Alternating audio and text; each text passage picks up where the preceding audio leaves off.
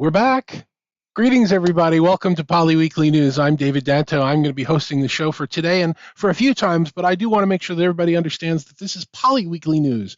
This is not Dave Danto Weekly News. So we're going to be showing you a lot of people from around the world that work for Poly. We're going to exchange the hosting duties and have a lot of terrific exposure to some of our new products, analysts in the industry, a lot of interesting things. So I do want you to stay with us. We're now live on the Poly YouTube channels. You can look for that. I'll always give you a quick tiny URL 1 week in advance so you know where to find us, and you'll be able to watch it easily. And I'm not monitoring the chat today, but we're going to get good at monitoring the chat. We've got some good people in the chat today, and we'll be following that up. So I'll get a little bit more active as I get used to this. I don't even want to begin to tell you how many cameras and how many screens and how many buttons I have with me.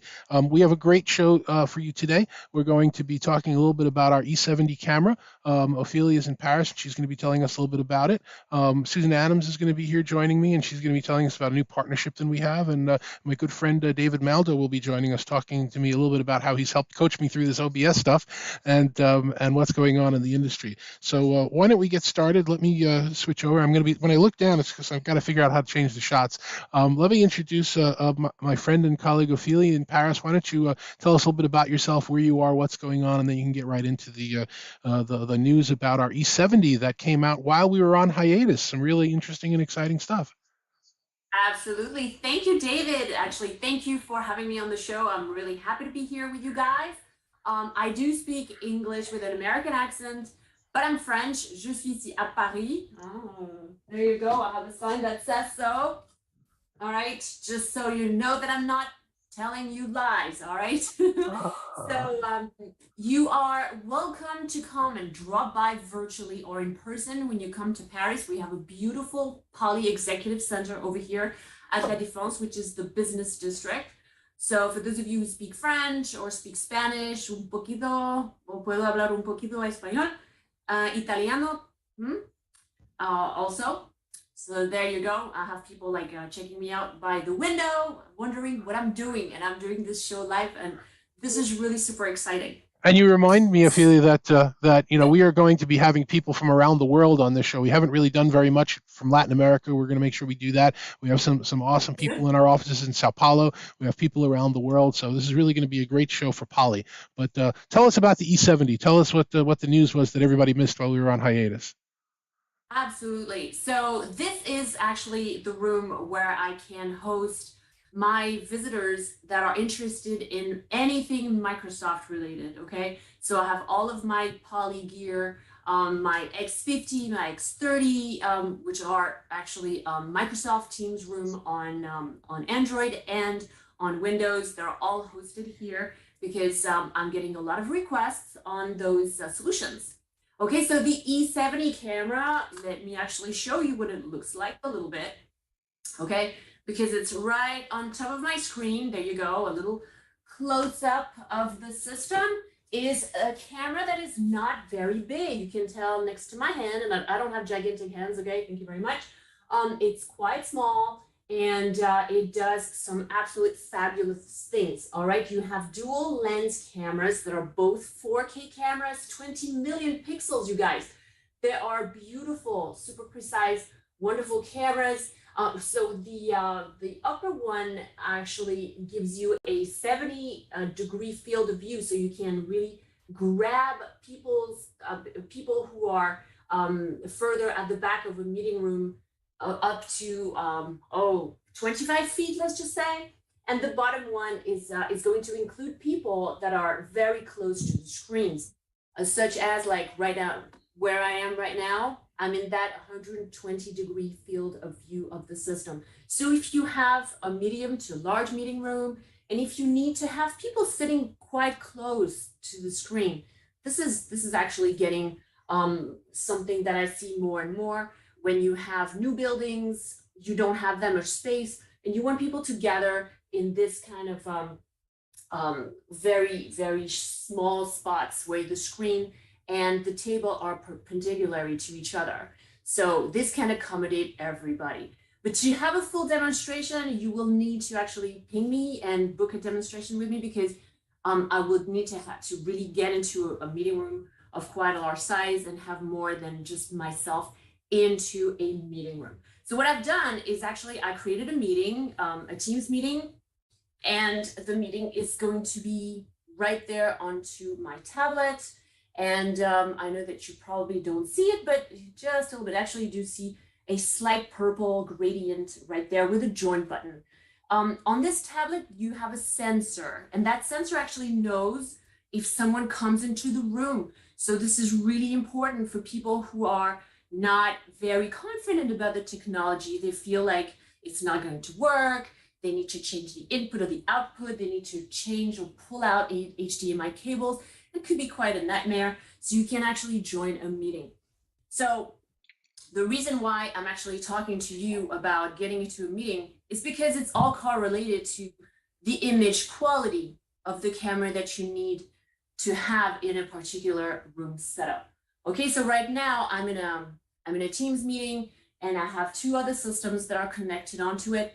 But now the camera that is going to be able to know exactly where I am has this great now new functionality that's called front row. So what front row does is to pretty much congregates all the functionalities that you have on Teams, where you might have the chat on one section, all the raised hands and the questions, and even some slides that you might have to put inside the system, and everyone at the bottom of the system. So you have the advantage of having a great system that can track you wherever you go, and at the same time the benefits of everything that you can do with Teams into one system, easily accessed to. Because again, at Poly, I mean, we have some great solutions, but we really want to have them so simple that anyone can really use them, because we're not a means to an end. We need to help out people get to their business. I get a lot of hospitals coming into my Poly Executive Center over here, and they do save lives. And we don't all save lives, but in this case, of course, this is even more dire to be, getting into your meeting really quickly, share some quick information, and get on to business. So this is really why we want to have the best solutions that anyone can use. And Am and I I feel speaking? the notification that I got, I think it was late December, right? Was that that Microsoft has now certified the E70 for this operation, so it's now not just compatible, but it's It, certified by them, correct?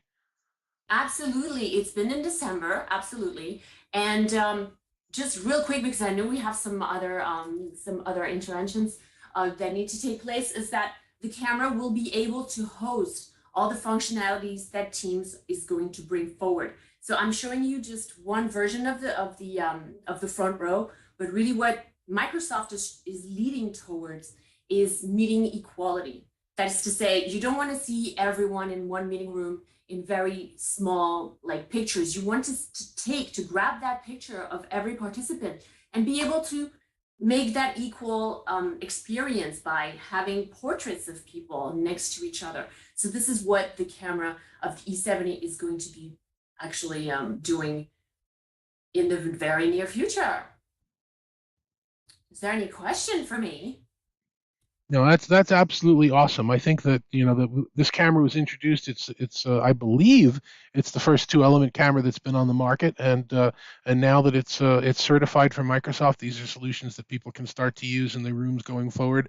Again, we always appreciate that our competitors are coming out with products that are similar to ours, and I personally appreciate it that ours are coming out before anybody else's with some great solutions. So Feely, thank you. If people want to get in touch with you, you're available in our Paris office to do these demos, right? They just have to get in touch with their Poly sales representative and schedule some time to have a Absolutely. personalized demo.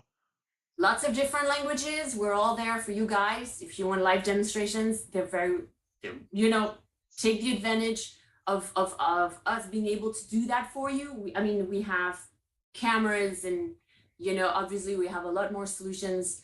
And so we can really spend some time welcoming you, listening to you, and focus on the solutions that are proper for your needs. Thank That's you. great. Thank you so much. I really appreciate you spending the time with us today. We have an action-packed show today because that's not the only announcement. We have some new announcements. You can see over my shoulder. This is Looks like a Formula One racing car, right? It's a red Formula One racing car. My friend and colleague Susan is on here. I'm going to ask her to join us and introduce herself and let us know what this great announcement was that we came up with while again we were on hiatus. So Susan, take it away. Thank you so much, David. It's so great to be on the show. I am the Director of Global Experience Events and Sponsorships at Poly, and my name is Susan Adams. I'm located in Santa Cruz, California. Um, it's cold here, but for those of you on the East Coast, you're going to think we're a bunch of wimps. It's cold and early there. Thank you very much for joining us this I early. You know, know. we are You're live, and welcome. I appreciate you getting up as early as you needed to do this.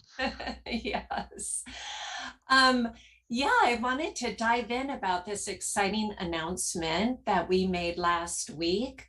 Um, David, as you are aware, Poly and Red Bull Racing jointly announced our partnership last week. And we are so excited to be the official headset and video conferencing partner for Red Bull Racing for the next 2 seasons. Um, for me, Formula One is one of the most thrilling sports in the world, and it's continually growing in popularity.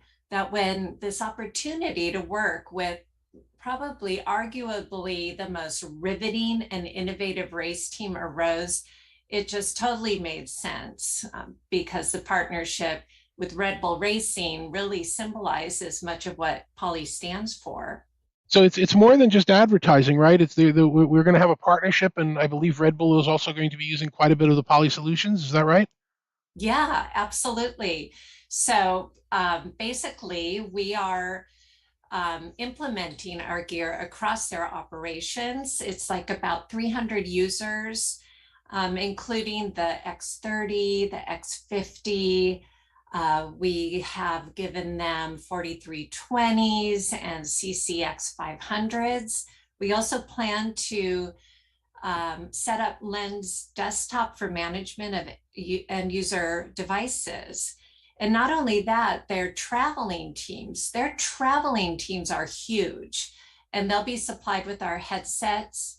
We're looking forward to deploying more of Poly technology at their new facility as their powertrains facility.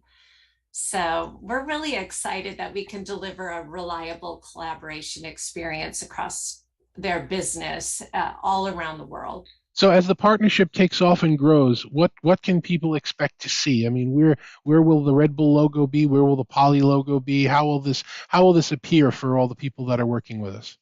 Yeah, well, that's a good point because another aspect of this partnership is um, our brand. Sorry, my cat, of course, would come in right Bring now. the cat on the screen. That's fine. We love pets. We love introduction. It shows us that we're live and we're human. Come here. Um, oh, Oh okay. boy. Yeah, he's fat. So, And what's his name? yes, Jack. Okay, Jack. All right, so Good. go. Continue. Sorry to take you I off your am train of thought. so sorry. That is just, That's fine. I love it. kids, cats. So, yes, the brand. So, when you think about the opportunity for building the Poly brand, Formula One has a fan base of about 1 billion. And if you look at Red Bull Racing's global fan base, it's huge. I mean, we're talking 88 plus million fans. There's over 25 million followers. Their content impressions per year is like 1.7 billion, and it goes on and on. And I would be remiss if I didn't mention the Netflix Formula One Drive to Survive. I don't know if you've seen it. It has over 50 million viewers, but when you start watching it, you are going to guarantee binge watch it, get all the behind the scenes about Yeah. Formula One. And I love that the Formula One races are actually, they take place in different locations globally. So wherever our Yes. partners are, wherever our end users are, there's a good opportunity that they're going to be able to either see this on their local news or even see it in person, with the Poly logos on all of the things for Red Bull Racing. I think it's going to be awesome for us to really get our brand recognition out and for people to understand what Poly does. And they've had the number one race team for the last couple of years, I believe, and we're the number one provider of a collaboration solution. So I think it's an awesome partnership. Yes, I agree. The driver, Max Verstappen, he is the current driver world champion, Formula One driver world champion. So it'll be really exciting at the first race as he starts to defend that. I did want to mention that our logo will be on the trackside team. So the garage, the pit crew, the engineers will be wearing headsets, and our logo will be prominently placed on the ear cup and on the boom. So we're really excited about that real estate because it's highly, highly visible. You will see that if you watch Drive to Survive.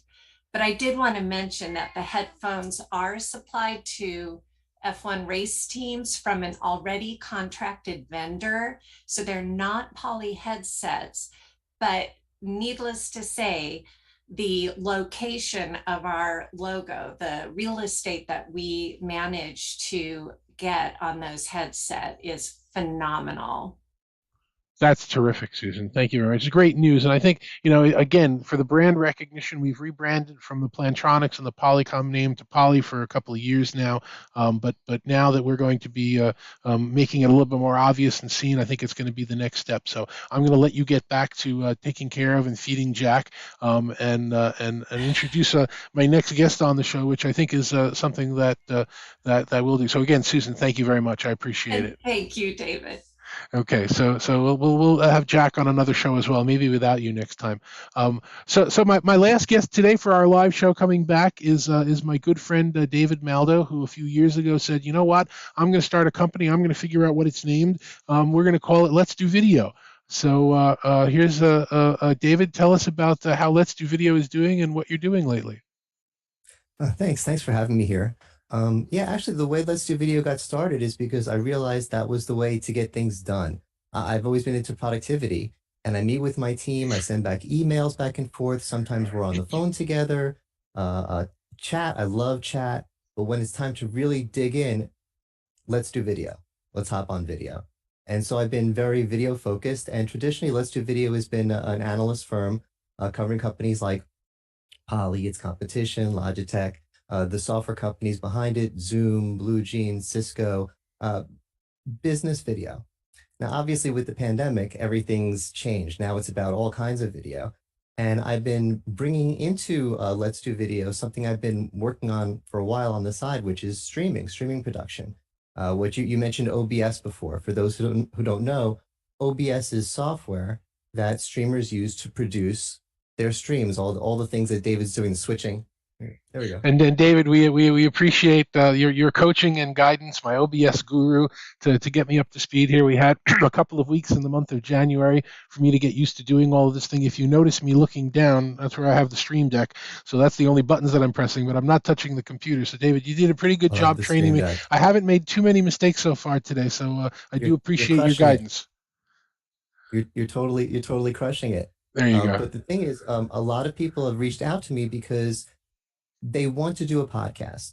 Yeah, every company has someone who really knows their stuff and is comfortable talking about it and has a lot of friends in the industry that they need an excuse to meet with regularly as guests.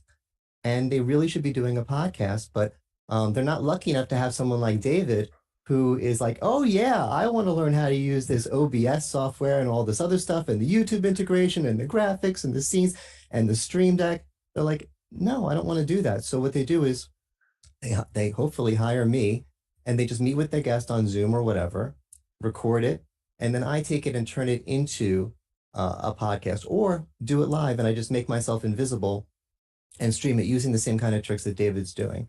Well, you And it's use a fun. lot We can more. be You use a lot more tricks than I do. I'm struggling through this first show here, just making sure that we have shots framed at least, and we have the right person on the screen at any given moment. But you do some awesome things, putting yourself in the middle of flying dragons, and putting the PowerPoints across your, the bridge of your glasses, and you do some amazing tricks. I'm still just a novice at all of this.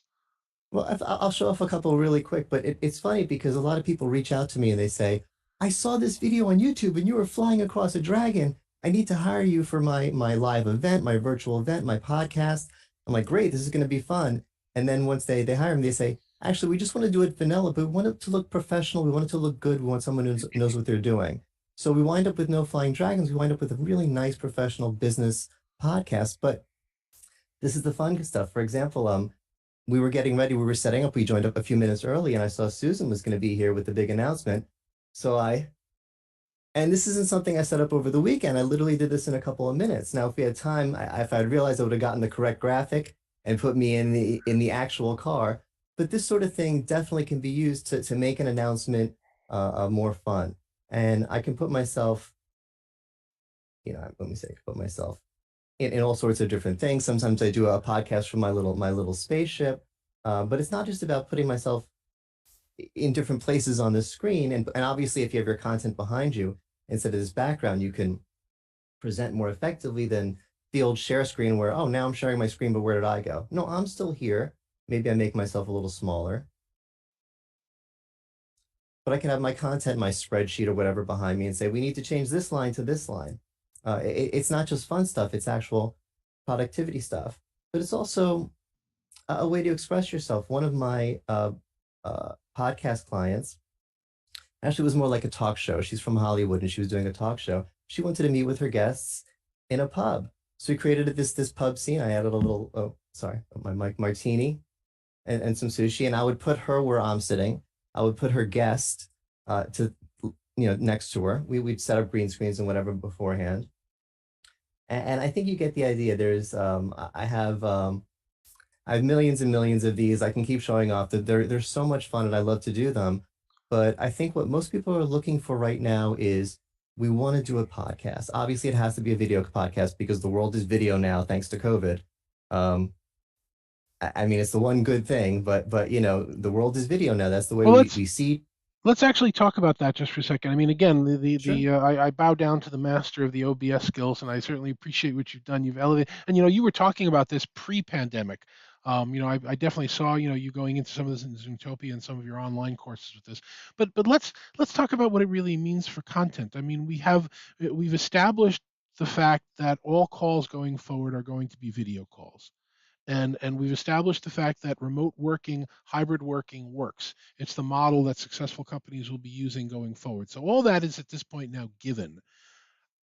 What it means for companies is, how do you take what is an obvious message, which for the most part is talking heads or talking heads with a virtual background, and how do you make it be more impactful on a day-to-day basis, on a webcast basis, on a business to customer basis? That's really what we're talking about here. I mean, the quality of the equipment, the reliability of the equipment, and the quality of the content really are starting to become, almost not just nice to haves, but must haves going forward. Is that how you're seeing the space as well? Oh yeah, I think that's one thing that we learned over the pandemic is what the video conferencing industry has been saying for years now is true. It's ready. It was ready for prime time. The gear works, the camera quality. I'm on the Poly P15 right now. And you can see I have a little lighting issue. I have a blinds in front of me, but still, it looks great. The gear held up, and it was affordable. It was reliable. We were able to get it out to people, and we didn't have a lot of. I mean, you look online, you don't see a lot of threads of I can't get this thing to work. It all worked. The headsets, the microphones, all the hardware, and the software. We didn't hear that we went from 10 million calls a day to 200 million calls a day, and the servers blew up and the calls were crashing. We heard we went from 10 million to 200 million calls a day, and it was fine. All the calls connected. It might have lowered the resolution a little bit at first so that no one would notice. Wink, wink. But everything worked. It held up, and the internet held up. I'm no fan of some of our internet providers, but it held up. It actually worked. So And hardware worked, we hear from our software worked. customers also how important it was to graduate from the grabbing on hand, and we've talked about this a million times, so I won't belabor the point, but from the earbuds that come with your smartphone and the built-in cameras to things that really represent quality, the noise canceling that I'm getting in the headset that I'm using today. This is one of our Blackwire headsets, the image quality you're getting off of the P15. I mean, these are things that if you're really serious, not just about producing content at home, but just even having conversations with your peers and your customers, is you really want to start to have quality equipment because it really makes a difference with what's going on. I assume you agree with that. Oh, that's something that I thought I was going to have to write a lot of blogs about and do a lot of videos about and do a lot of convincing about. But the world learned this all by themselves because when the pandemic started, there were people like David and I who do this stuff who are framed the way that I'm framed. I look like a newscaster. The way just the space between the top of my head and the sides and everybody on this call is framed like this, and everyone on every call now is framed like this. But when the pandemic started, it was just me and Dave, and everyone else had the lying on the couch up the nose view or the top of the head view or the huge face too big or off in a corner somewhere, bad lighting, and we realized it makes a difference. I hate to say that everyone's all superficial or whatever, but maybe it's just a confidence thing. But it seemed like those people were less effective in the video meetings. And all by itself, it fixed itself quickly. You pop into a Zoom, Microsoft Teams meeting with 8, 10 random people, business or not business, and everyone pretty much got themselves framed. Lighting's a lot better. They're using a decent camera. They have decent headsets. People want to look and sound good, whatever they're doing, and what they're doing now is on video.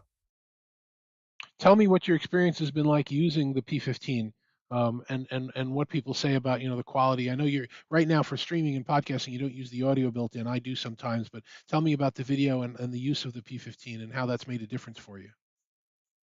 Well, it's funny because I don't use it's. I think it's kind of a dual purpose. It works in a meeting room because it has the camera tracking, which I don't use because I'm sitting right here, and because of the way I frame things with OBS, I kind of want to lock things down. And it has the audio, which I've tested. I did a demo of it. It was a very positive review. It does everything it says it does. But again, I use earbuds and a microphone, so I don't use that either. So if it's a room device and I'm not in a room, why am I using it? Because it's really the best camera I have for as a personal device. I think there's and I'm not poly marketing or whatever, but I know there's a lot of people that there's a lot of people that want the $100 webcam. Better than the laptop. It's an upgrade. It looks good to the $150 webcam and they're happy. But there's some people who I don't care what it costs. And it's not that expensive, but it really just doesn't matter to some people, and it does look better. It does look better. So if you're like me and you're able to get one as a demo for free, or if you're the kind of person who I don't know what the cost is, but I don't want to say a wrong number, but whatever the cost is like, yeah, if that's the one that makes me look as good as David looks in this video, then it makes sense to use as a home device. It's USB, plug and play.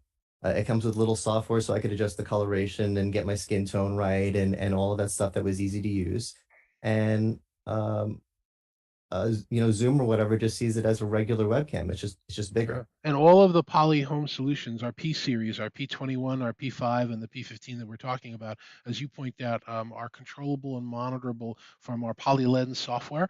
We're going to have, not next week, but the week after, we're going to be talking about some of the interesting things going on with Poly Lens and do some demos about how cool that is. And again, the flattery we have from our competitors that they're now starting to come out with some of the features that we've had for over a year. Just wait for us to come out with the features that are going to leapfrog those. So yeah, this whole idea of working from home and having these small pieces that work for either your home studio or a small focus room in a corporate environment, just the quality of these things is just outstanding. And we've now upped the quality and reliability of everything we do around video. The fact that we're able to have these calls on a regular basis, and I remember, and I'm sure you do as well, going back to when we started in this industry, it was, can we connect? we're walking into the room looking for this touch panel. Will we be able to figure out how to press the buttons, how to dial the call? Will it connect? Will we be able to see people? And we're now at the point now where we don't even think about it anymore. We just walk up to the device and start using it and rely on the video. So the reliability has really come up quite a bit over the last couple of years.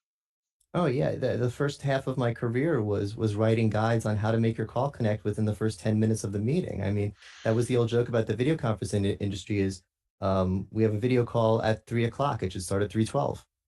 It was that bad. And now it is trivial. It is as easy as a phone call. And that that leads to something I kind of like to talk about, which is what we learned over the pandemic is the software works, the hardware works, um, but it comes down to the way we're using it. And we got some of it right and we got some of it wrong. We got team meetings right. Team productivity, if people are saying, if anything, it increased. We still want to go back to meeting in person, but being hybrid, being able to work from home and still be connected face to face with your team, that worked for a lot of people. It seemed a lot of people are saying, for team meetings, video works for us. It increases our productivity. So we got that right.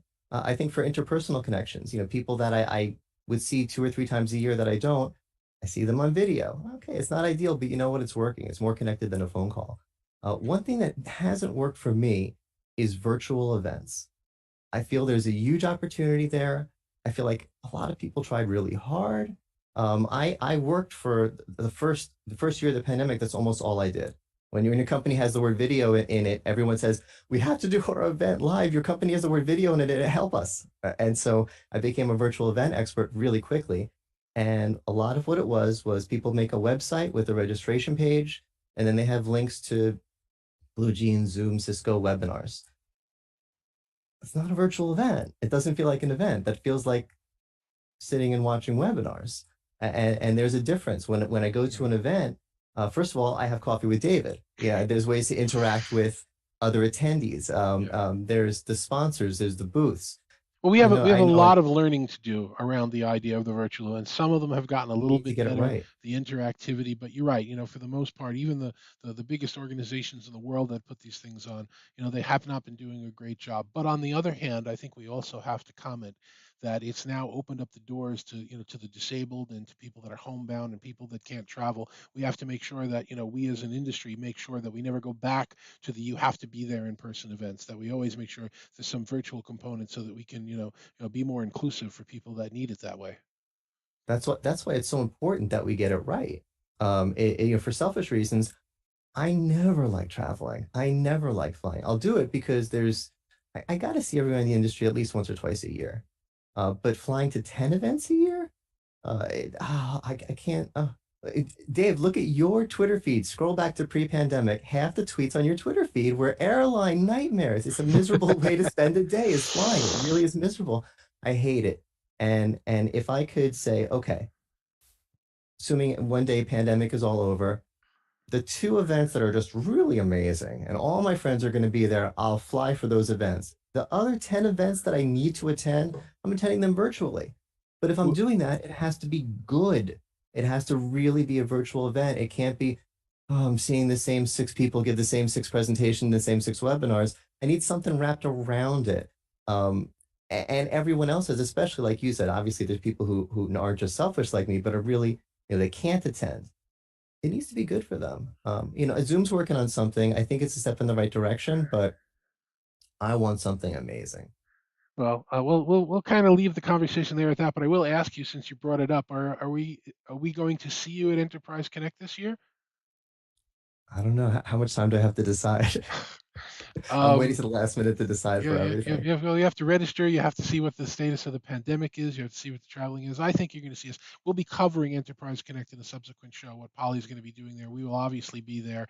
Again, unless for some reason it's not safe to do it, we're really looking forward to the return of that show and some of the other ones as well. It's a great show. So David, if somebody wants to get education from you like I did on OBS, or wants to reach out to you, get some help here for your insights, how do they reach out to you? How do they find you? Yeah, you could reach out to me at david@letsdovideo.com, or at Let's Do Video on Twitter. Terrific. Thank you very much, David. It's always a pleasure speaking with you. Always a pleasure seeing you. Thank you again for your help with all of this. Let me thank all of my guests that were on the show today. I really appreciate it. Feely, Susan, and David. Thank you for joining me for this first show back. And we can talk a little bit about the next show that's coming up. Our next show next week is going to have the team from Metrigy Research. That will be talking about what's going on in the industry, some of their recent headlines, and some things that have gone on in the space. So I'm really looking forward to talking with Robin and Erwin and Beth, who just joined them, and I missed that completely. So I'm going to ask them when that happened, and look forward very much to having you join us and keep joining us Mondays live, most of the time live. I'll make sure that we're there for sometimes when there are bank holidays in the U.S. We may have somebody else take over, or we may do a pre-record. But I do certainly appreciate you joining us and staying with us. This is where you're going to get the Poly News. This is where you're going to find out about some new features, some new highlights. We will get back into the answering your questions in the chat going forward as soon as I feel comfortable handling the technology that's here. But for the meantime, I'm David Danto. Thank you very much for joining us, and we will see you on the next Poly Weekly News, Mondays at 10 a.m. Eastern and 3 p.m. in the UK. Thanks a lot.